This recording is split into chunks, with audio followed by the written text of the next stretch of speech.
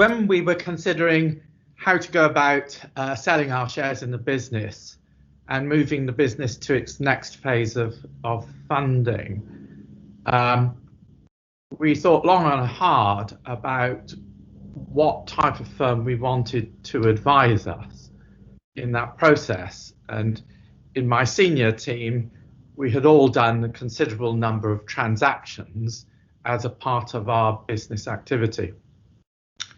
In the end, we decided that we weren't going to go for any of the big four accountancies because they were far too expensive and probably wouldn't yield the right result for us.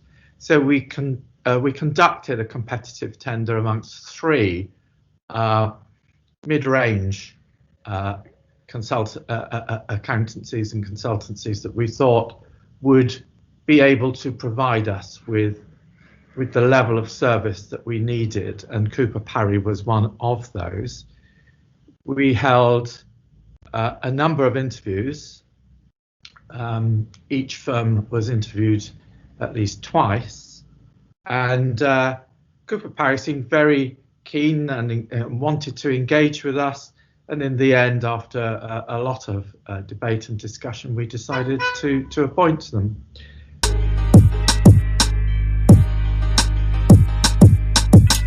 Yeah, it was an interesting experience. I'd done a lot of transactional work over the years, but it's very different when you're selling your own business. Of course, no sooner had we got started than COVID hit us, which did bring a lot of difficulty in the process. And I felt that particularly Andy and his team stepped around all the difficulties connected with working from home very well, and were very dedicated and very supportive and understanding.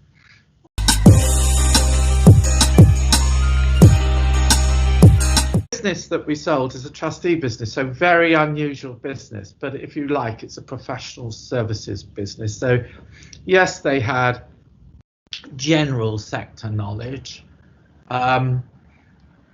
Yes, they certainly knew the type of funder, private equity house that would be interested in a business like ours, and they had a lot of knowledge about that. So I felt they had all the right knowledge and skills. They just needed to reorganize their thinking a little bit about what we were doing.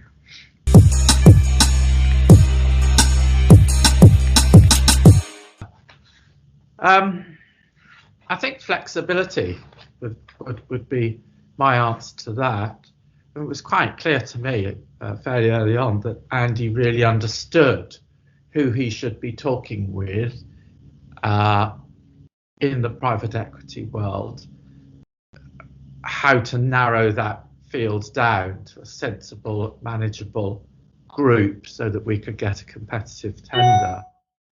So I think probably that the greatest value they brought was, dedication, flexibility, and a considerable knowledge of who would be the right parties to work with us going forward, and then helping us to select from those the one that we ultimately chose to go exclusive with and ultimately sell to.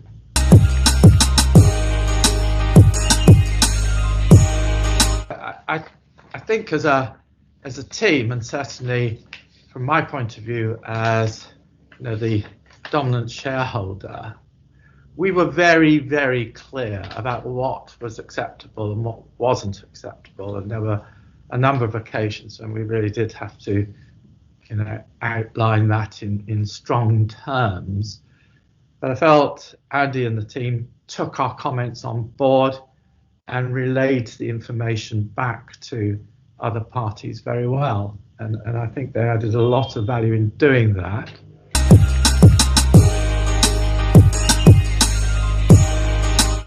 My feeling is that we sold the business for the right price. It wasn't too much and it wasn't too little. I was concerned at various points along the way that we seemed to get bogged down in some quite spurious discussions. I think that's almost inevitable when you're dealing with lawyers who are now working from home rather than actually sitting in a practice. And we dealt with a number of issues which frankly I felt were disproportionate. But throughout that whole process, I felt that Andy and his team sort of got exactly where we were and were very supportive of us in that whole process.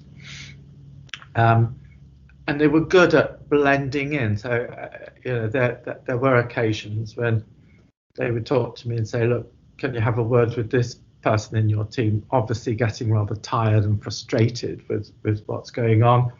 Just need, lift them a little bit. And that was good advice and good teamwork, really. So I felt they did very well there.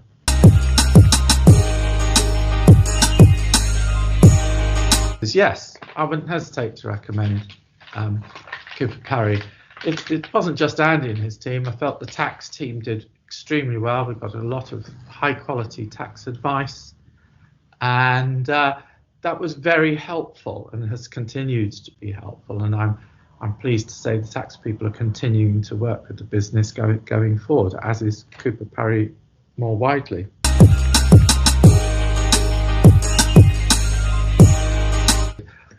Yeah, a number of things.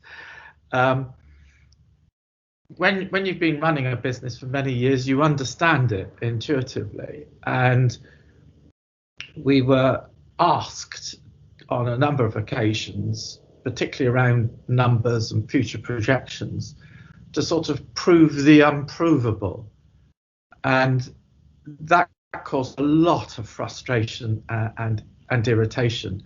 Endless amount of digging through numbers after numbers after numbers, which anybody who's worked in a professional services firm should understand.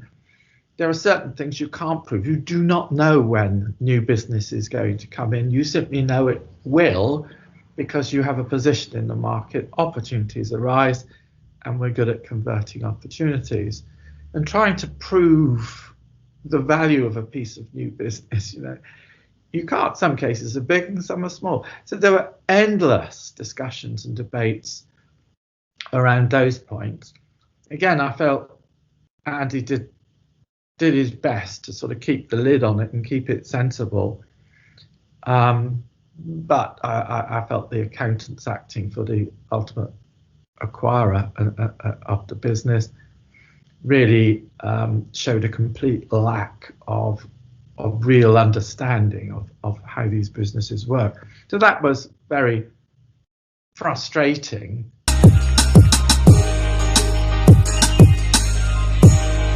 Well, I feel they work very hard to satisfy their opposite numbers in providing them with as much data as they reasonably could do, and they certainly helped my team, which had a fairly immature finance function, to construct numbers in a way that was meaningful to the acquirer, but they were also very supportive of us when we were saying this is nonsense. This is just you're asking us a question to which there isn't an answer, and they knew full well there wasn't an answer. So just sticking with it was a great credit to them, and a lot of hard work went into that process.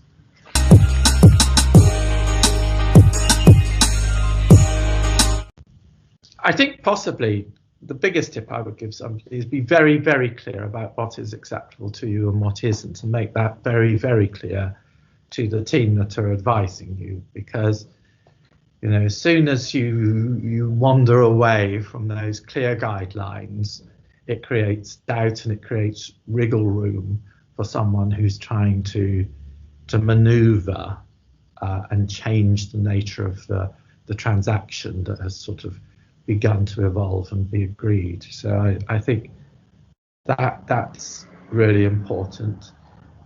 I think also getting to know the people in your advisory team really well, and talking to them, not just as advisors but as human beings is very helpful, particularly in these sort of COVID type days, but was then.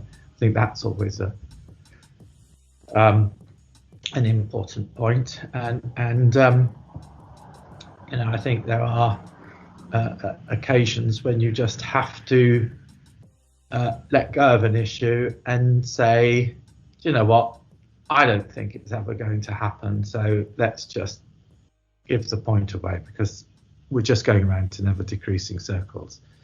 You've got to let go of a few things, but as I say, you need to know and be very clear about what you want.